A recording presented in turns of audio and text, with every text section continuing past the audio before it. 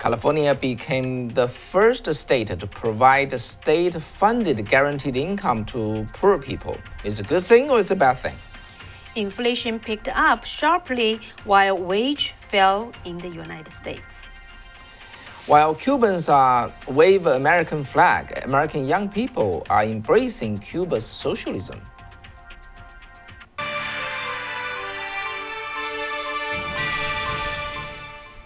Welcome to Wei and Kathy show. I'm Wei. I'm Kathy. Actually, today I saw a video about how the students responded to the Cubans flag the American wave the American flag, and what's their understanding of that. It literally broke my heart. Anyway, we'll get to that later. Okay, let's move on to the first piece of news. It sounds like some great news. California is dosing out $35 million to do some good things. So, Kathy, what type of good thing is that? Yeah, California always, be the first in the nation. So, Thursday, July 17th, the California lawmakers approved the nation's first state-funded guaranteed income plan that would distribute $35 million in monthly cash payment to eligible pregnant people and young adults who recently left foster care. So in the state Senate, the vote is 36-0. In the Assembly is 64-0. But we all know that in the Senate there should be 40 in total, and in the Assembly should be 80 in total. So it means that actually in the California State Senate, four senators, they just absenteed, did not vote, and 16 in the Assembly did not vote. Still, given that's the situation, still when you see this 36-0 and 64-0 voting result, you cannot help wonder, wow, such a popular idea, and virtually nobody's objecting to it. Not virtually, basically nobody's objecting to it. So it must be a very good policy. So yeah, Kathy, let's continue on. What type of good policy is that? Well, so to distribute this $35 million in cash every month to the pregnant people and the young adults who just left the foster care, there is no restriction on how eligible individuals spend this money. The state Senate Republican leader, Scott Wilk, said in a statement, "If you look at the status of our young foster youth, they are devastating." And he said, "We should be doing all we can to lift these young people up." So the purpose of this guaranteed cash payment is to lift those young people up. So exactly how to apply for the money to run a program is up to the local government and organizations. The State Department of Social Services will decide who gets the funding, and the local officials will determine the size of monthly payment, which usually ranging from $500 to $1,000 per month in the existing programs around the country. So while the state senators and assemblies mostly agree with that this is a good idea, so Wei, what do you think? Yeah, so basically, you see it has a no objection kind of vote, and in terms of helping pregnant people or people who just left foster care, I think that's just some type of saying, right? Because who got to decide who get the money is to the local government. And then there's really no restriction on who would get it. It's just up to another group of people. It all sounds like a great idea, right? And while you are there watching us, just type it up. What do you think about the policy? I know there's one person who really, doesn't like this idea. Mm-hmm. And that person is not in the assembly, neither is here in the Senate, okay?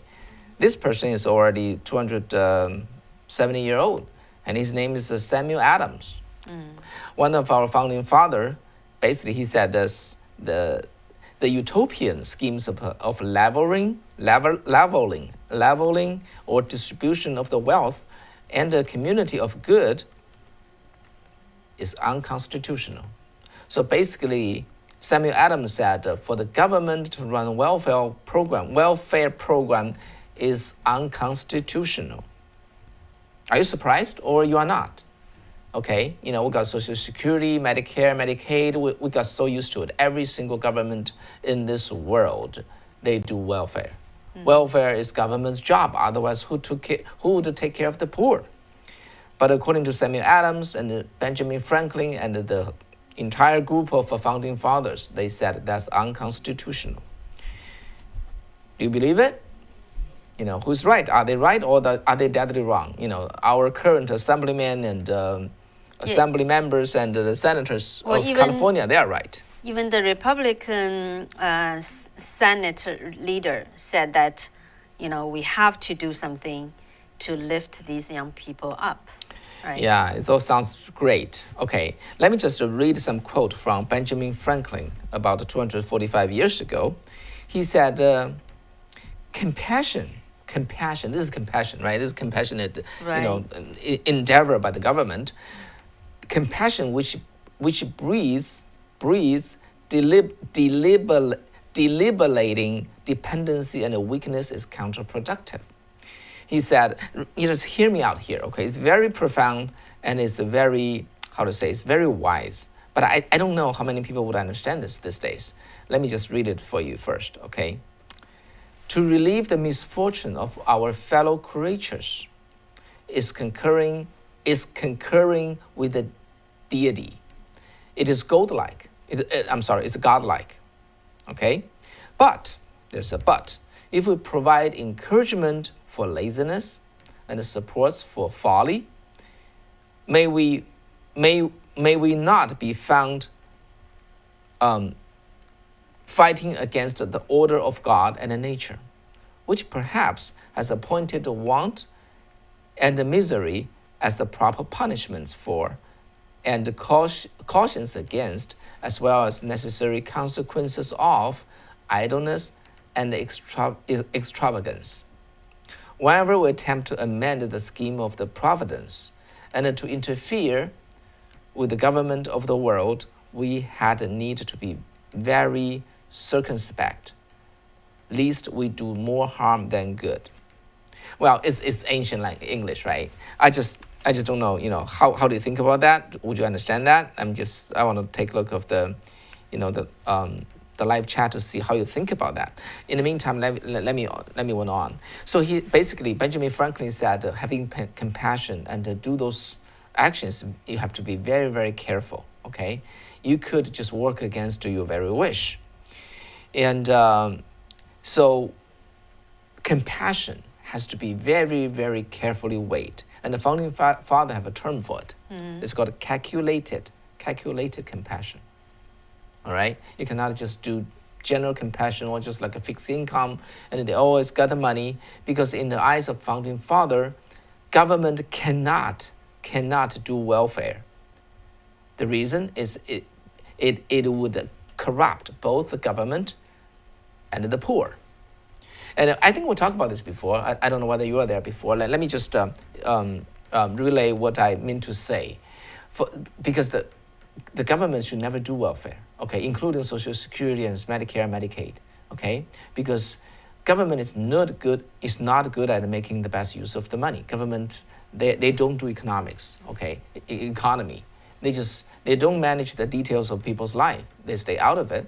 But if the money passes through their hand, it's very easy for people in the government to either steal money, that's the worst, or even lighter, they just cannot be responsible for the efficient use of the money.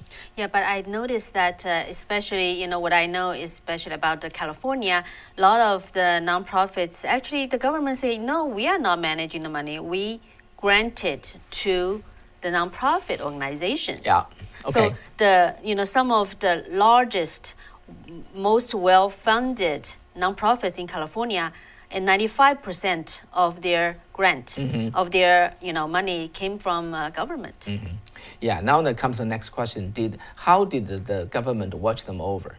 Do they have the know-how to watch them over? Do they have the know-how to manage them? Do they have the know-how to demand for result? Are government made up for that kind of activity or that kind of how to say to reach that goal. Government do not. Think about it. Government largely is bureaucrats. They're good at maintaining security and the management of foreign relationship, and lay the road. If there's a special need, but the government is not good at managing every micro activity of those nonprofit organization. However, for those nonprofit organizations, they got this free deal of money, huge amount of money, right? And then they have a free hand to spend it. And then what would happen to that? Do you think it's going to be very clean, very efficient? Do you believe there's no corruption in it? There very likely would be. This is at least one likelihood. On the other hand, for the poor, why government is doing welfare with the corrupted poor? Because the poor will take it for granted. Okay, they think, I'm entitled to this. You give me $1,000 this year. If you give me $800 next year, I will be mad because he thinks I'm entitled to it, right? You see that? Then one would ask a question, so if government doesn't take care of the poor, who would? The Founding Fathers' resounding answer is everybody else except the government. Every private citizen can take care of the poor. How? It's very easy. Just have them to take the money. If the government want to really help the poor, they just say, for the money you help the poor, I don't tax you. Very simple, right? And then this private person, this private businessman, he took the money out and he managed that program. It is his hard-earned fund, so he will watch it very closely. He will watch every dollar, even every dime and every penny. He will demand for result, and if the result is not there, he's going to fire that non-profit organization. See the difference? Very, very simple, okay? You change the boss from government to a private business who uses his own hard-earned money to do welfare. He will deliver a good job. And in the meantime, for the poor, he cannot take it for granted, okay? The Founding Father used an analogy. For the common people to do welfare, to help the poor, it's like a brother help his brother. The other brother would not take it for granted because, that private citizen, that his fellow citizen, that his brother does not have to help him. Okay, if he took the money, he behaved, he tried to learn some skill, try to work out of his, his homelessness, try to earn a living bit by bit, and his brother will like it. He will just keep supporting him until he completely become independent. But if it is a government, it's like the father. The father is giving me money and to raise it, and I don't have to go work. If I'm hungry, I blame on my father. Father, you have to feed me. I'm your son. Come on, right? So that difference is clearly illustrated by the Founding Fathers. For the private sector to do welfare, government can reduce tax. It's just equivalent, but they give the power to the private person. That person will take care of the use of the fund, and the poor cannot take it for granted. But if we just like Gavin Newsom and the California Senate and Assembly, they just assume that role and think they are the God and they are the father and they can take care of the poor. The end result is grow the dependency, encourage the laziness, and create a lot of corruptions that you cannot even detect unless it got really, really ugly. Do you agree with me? Okay, if you don't, type it there in the chat, live chat.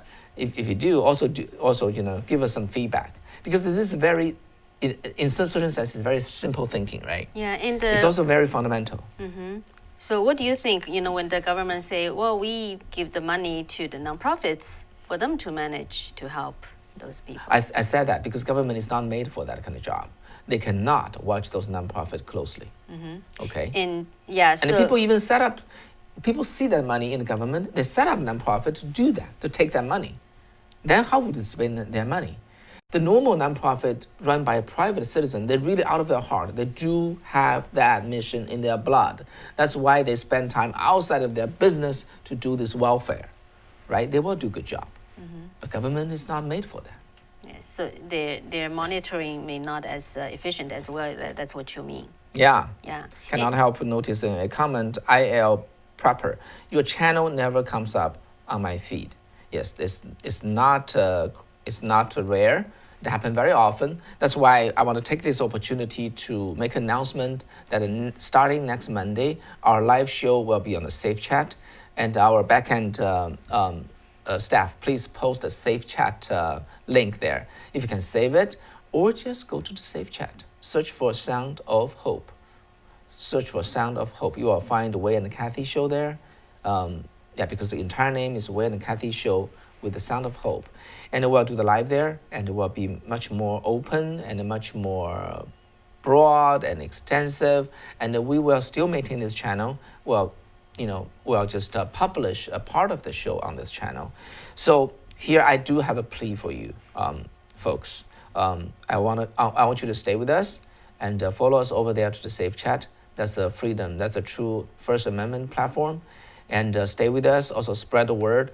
After doing this news, every day, I only came to realize how crucial it is to have good media.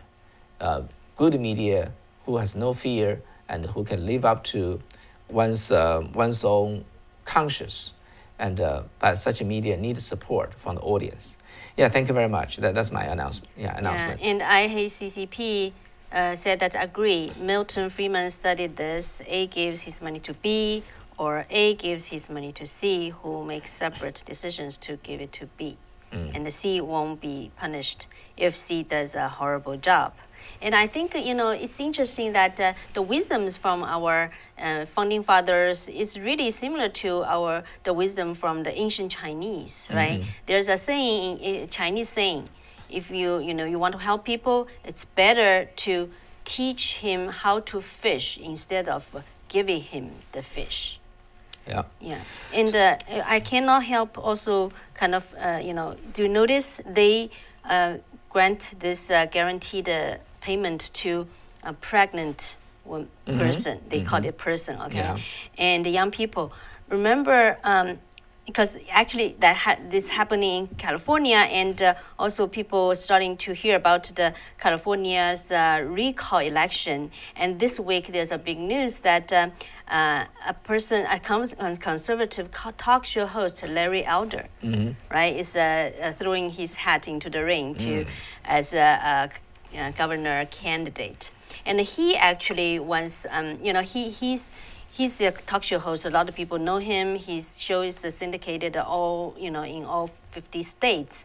So one of his point is that because he's an African American, he said the biggest problem, the social problem with the African American, actually is because it's his point of view. Okay, because of the social welfare program that was started in 1960s. With the so-called war against poverty. And at that time, President Lyndon Johnson, started this. So Larry Elder said Johnson sent people to knock on the doors and of each house, that's his description.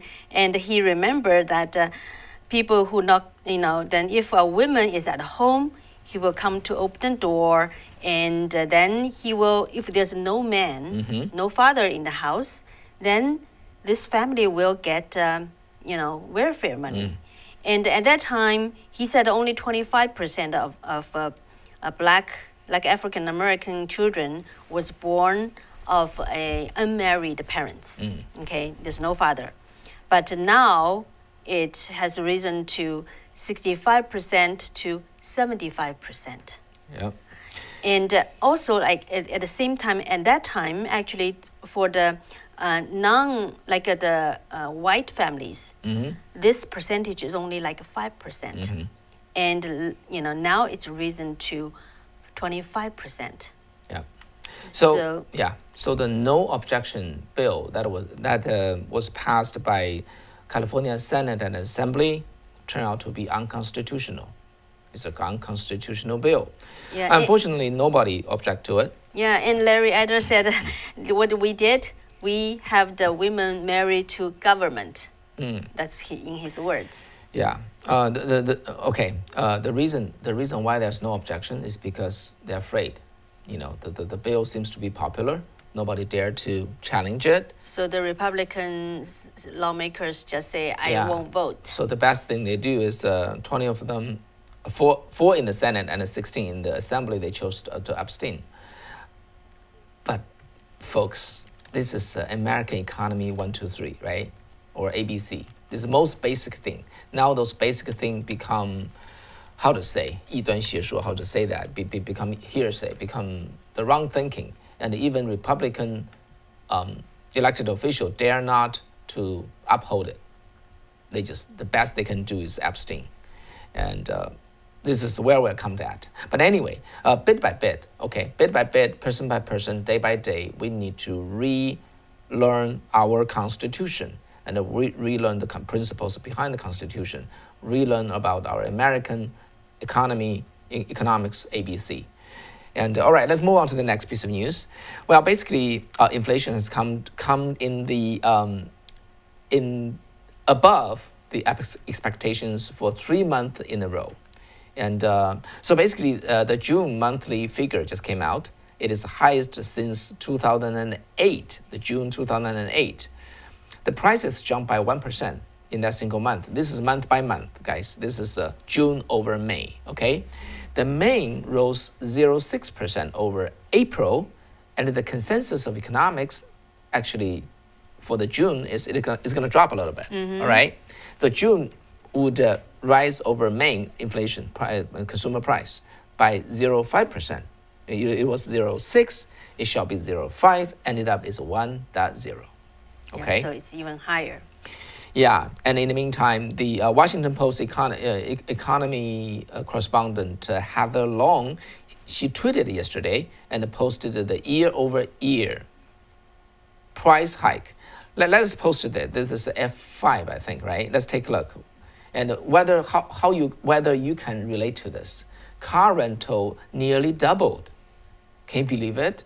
I didn't know that until a few days ago. I was trying to, rent a car. Oh, actually, I read that before. Like a couple went to Hawaii for travel. They cannot even get a rental car. They ended up spending like $500 to rent a kind of very old kind of a car. So it's really, really expensive. Yeah, look at the used car, 45%, increased by nearly half. And the gas, 45%. Laundry machine, if you just wash your clothes, it increased by 30%. Airfare, 25%, and so on and so forth. You see the whole picture. It's rather scary. Okay? Yeah, and I saw a post like, from IL Prepper, CPI does not include food or fuel. That's true. That's why the first quarter is only like 4 point something. So there's an online invoicing firm called Skynova. They found that 88% of people in the United States believe that the current inflation is here to stay and will soar more. I don't know, how do you feel? Yeah. And according to the Skynova survey of over 1,000 respondents, 78% reported signs of inflation in their daily lives. 61% said inflation is an important political issue. And the University of Michigan's bi-monthly survey of consumers showed Friday that today that the overall consumer sentiment fell 5.5% in early July as Americans grew less satisfied about current conditions and less optimistic about the future. 26% of the adults said that the inflation is a bigger problem than employment. And this is according to a poll by the Economist and the YouGov. And in this poll, 21% said that unemployment is the bigger problem, and 42% said both are equally as important. Yeah, so basically inflation suddenly, just appear in front of our eyes. And then, well, while you have inflation, you would expect that the wage will grow. That would offset that. So how about the wage? Yeah, so about the wage, median weekly earnings of the nation's 113.6 million full-time wage, and the salary workers were $990 in the second quarter of 2021. The United States Bureau of Labor Statistics reported today. This is according to the Bureau of Labor Statistics. This was 1.2% lower a year ago. And that compares with a gain of 4.8% in the consumer price index over the same period. Yeah, consumer price index excludes the food and the other critical fuel. things. Yeah, right. The fuel. So, consumer, basically second quarter, consumer price, just basic price, increased by 4.8%, while the wage dropped 1.2%. Sorry. So if they combine them together, you got an inflation adjusted wages are down 6%. Okay? Or you flip it around, wage adjusted prices are up 6%.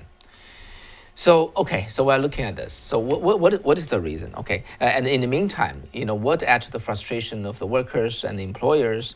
On the average, enhanced unemployment benefit pays around $620. What does that mean? Okay, $620 means many unemployed are receiving about 2/3 of the median weekly wage for people working full time. All right. In fact, unemployment pays significantly more than the median wage of $596 per week for women aged 16 to 24, young women. Okay, the poor, the young and the weak, and close to $643 paid to their male peers. Okay, no wonder employers said it's hard to find new workers. So we look at two cases, right? One case is the California law, which is saying that we are just doling out those free money. And then in the meantime, you got this big stimulus bill, which is pay this two-thirds of the median weekly wage for the unemployed. Why people want to work, especially for young people? Yeah, so in California, a lot of, for example, the restaurants, they were the hardest hit in the pandemic, and then now they have so much hard time to find employees. So, when our country we violated the founding fathers' economics, so ABC, we got ourselves into trouble. Artificially, we got ourselves into trouble. Okay, let's move on to the third piece of news. Yeah, I just saw like a Kitty Hawk just joined. He said, just got my notification that show is on. Yeah, it's almost at the end of the show. But so just repeat again, if you have not, you just came on to the show, is that we're going to start our live streaming show, live show on Safe Chat channel starting next Monday. So be sure you register on the Safe Chat, at least download it. You don't have to register to watch the show, but at least download it. Yeah. Safe Chat. It's a totally safe, totally non-censor platform. Yeah. And it doesn't cost a penny. Okay, you don't have to pay anything to get on Safe Chat. Yeah. And also thank you, Curtis. Yeah, for your donation. You say, love real news. Thank you. Yeah. So yes, indeed, we're determined to make this channel work, but probably not here. Oh, there's a question. Safe Chat only and not on your YouTube at all. It works like that both. way. Yeah, both. But the live show will be there. We will take some episode to post on our YouTube show. Yeah. So basically, live is over there. Here is not the live. That's the difference. So if you want to communicate with us and then just go to the Safe Chat and type it there, install the app, and install the app and just register. It's totally safe. Yeah, and this time it's a good idea to take down our email address. So if there's any question, difficulty to get onto Safe Chat, you can write to us. So write to our email so that we can keep connected and keep communication. Yeah. You can see the email there. I'm posting the Safe Chat link here 3 times, as you can see. Okay, let's move on to the next piece of news. Actually, that next piece of news indeed is something that really broke my heart. Yeah. Okay, this is a Breitbart news. It talk about the students in Washington D.C. It talk about actually a organization called Campus Reform. Yeah, they always they are young people who try to really to find out why the young students think the way they are, and So basically, a reporter from the campus reform, then went to Washington, D.C., just over there around the mall and the Congress, just stop some young people and ask them some questions. So basically, just ask them, show them the picture of the Cuban protester and the Hong Kong protesters waving the American flag. Let's take a look of those F1 through F4. And then, this lady reporter just showed them about, this is Cuba. And while they're protesting, they're demanding for freedom, they wear this American flag and wave this American flag. And then she just showed this to those young people. We cannot play the interview there because we don't have the copyright, but you can go there and watch yourself. And I just wish my Darren, please post that video there, and so that you can watch it after this show. Okay, anyway, the answer that she got from them is just word like one student said, whether you believe American flag represents freedom. She said, no, I don't. Another student said, I don't think it's as free as people think it is. And I just think it's a piece of cloth at the end of the day. Wow. Another young person, this person is from Ukraine. When you meet anyone from Ukraine, and from Soviet Union, from Russia, from Cuba, from Vietnam, from China, chances are they are very clear-minded because they went through that. They got vaccinated, okay? Anyway, this young person said, I'm from Ukraine. We obviously love American over there too. But the stigma is, you came to America, you got everything you want, and it's obviously a lot of different. You actually have to work for your stuff. Mm-hmm. You actually have to work for your stuff. Maybe in countries over there, they are not keeping up with the news around here. That was her answer. Wow. Gosh, America is not that good because you have to work for stuff. How our school are teaching those kids. Actually, we know this, right? In the communist nation, they teach us in the communist nation, it's like 按需分配. You got what you need according to your need. You got what you want according to your need. You don't have to work. This is their dreams. Okay, that's the paradise of the communism that people digested, people took in. Mm-hmm. And then when asked about anti-communist protesters, whether they are naive to be flying the American flag, another student said, yes, I think so. I say so. I would say so. I would say they don't really know, like, what's going on. And then this last question is very interesting. They ask, if not the American flag, what country's flag those anti-communist protesters should be flying? He said, maybe like Sweden? I don't know. Some of the European countries, I think, are definitely doing equality on better on equality. So she was just murmuring there. Yeah. So what do you think the Florida Senator Mark Rubio will reply to these young kids? They can send you to Cuba, right? Yeah, Rubio sent a couple of tweets which become news, and because BLM, the Black Lives Matters, they will just support the Cuban communist government. And same blaming the United States embargo policy. Yeah, the Rubio said, I will have my office to arrange to help you guys migrate to Cuba. That's a fantastic answer, Yeah, indeed. These students think that the young people in Cuba may not really know what's the situation in the United States. Well, we don't blame that, right? But maybe they should just really live in Cuba or China for 1 year or two. Send them over for 3 months, like Snowden. He's in Russia for a few years, and he lived through. Anyway, okay, this is what I want to say. I need to get this off my chest. We and Kathy, we live in communist nation, communist China for 20 years. We come over here, we understand how those Cuban protesters feel, okay?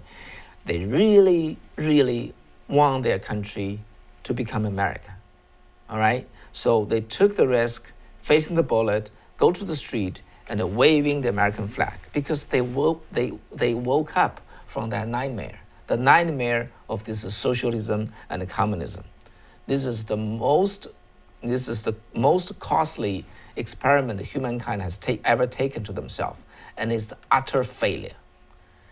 However, our American kids cannot learn any of that. And then re-enter a dream that will turn into that same nightmare. Right? As Cuba want to come to America, our young kids want to become Cuba. What a deception is that?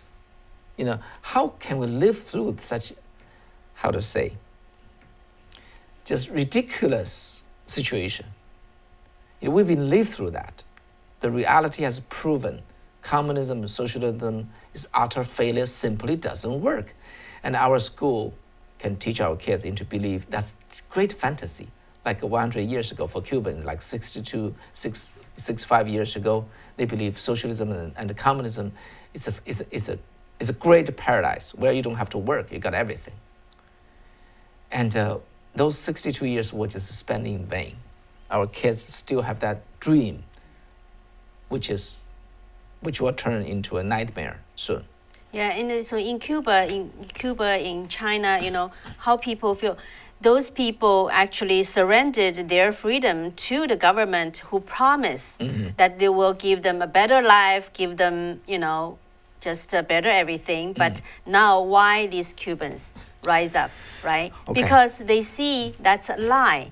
And it really kind of remind me of like why our kids in American schools can not only taught to believe socialism and communism is better, but also they teach them to really forget about what the American flag really means. It's not just only mean the freedom and the liberty in United States. Because I just remembered a few days ago, I read about President Reagan's speech on July 4th in 1986. And he said, "We reflect on all the millions who came here in search of the dream of freedom." Inaugurated in the Independence Hall, we reflected too on their courage in coming great distances and settling in a foreign land, and then passing on to their children and their children's children. And the hope symbolized in this statute, he was referring to the Liberty Statute, here just behind us, he said the hope that is America. That's the symbol. And he said it's a hope that someday every people and every nation of the world will know the blessing of the liberty, and this is the hope of millions around the world. So the American flag, the Statue of Liberty, really means a lot to people like us, especially, and to a lot of Americans too, but our young kids just simply taught not to believe that. Yeah, but we know that it is really the underground Fabian. Okay, Fabian is the ancient Rome general, right? That this guy knows the deception and disguise himself as a sheep, a wolf disguised once as a sheep. And this Fabian army of communists has been attacked and sacked our institutions, school by school, and Hollywood and media by media. They've taken the ground. Now our kids are in their hands. Okay, that's the problem we face today. And so we were entering this ridiculous situation where Cubans want to wake up from their nightmare and want to pursue American dream, and our young people want to turn American dream into American nightmare. Anyway, so here comes the jokes. Here comes the jokes. Yeah, I just want to respond to I Hate CCP. Said maybe we can invite. Many were invited to trip to mainland China. Yeah, but if you go to China, but if you're invited by Chinese officials, the Chinese CCP officials, you will be shown what they want you to see. Okay, they won't allow you to just go on the trip tour by yourself, and you won't really see the real China. Yeah. Okay. Tony, please get ready. So, Kathy, let me give you a test. Okay. What is the similarity between a communist and a IT technician? Oh, IT technician and the communist. Yeah, I don't know. They have a great similarity because they both believe restarting it might work. Okay. Now let me tell you some Cuban joke, all right? In the Cuban or any communist nation, they got this interior, ministry, right? The interior ministry in this country, in our country, is about they take care of our land and the parks, right? And the waters and the resources. Right. But in any communist nation, interior department or interior ministry, really, really scary. That means special agents. Interior. I'm sorry, interior. No, internal, yeah. Internal. Yeah, interior. No, I'm sorry, I got it wrong. Interior ministry. Anyway, so in the Cuban Interior Ministry got burned down one night. All right, among all the protests got burned down. So shortly after, a man is calling the department and asking about what's going on there. The receptionist said, "I'm sorry, it was burned down." I said, "Okay, thank you." 5 minutes later, the receptionist got another call from the same person. He said, "What happened to the Interior Department?" He said, "I told you it's burned down." "Okay, thank you." So after 5 minutes, another call, the same person is calling again. "So what happened to the Interior Department?" The receptionist really got upset. "I already told you 2 times it is burned down. Why do you keep calling me?" The man said, I know that. I just like hearing it." Okay, so much for tonight. Thank you very much. Remember that on Monday we will be on the Safe Chat, and stay with this channel. Keep subscribing it. You will get a reminder, the program reminder. But our live show will be there. Please install the app, and coming over there, we will grow. We got like 13,000 subscribers there already, Right. which is pretty significant. Okay, we want to grow that to be bigger than this one, and proving that true free media will find a true free piece of land. Please help us to make that happen.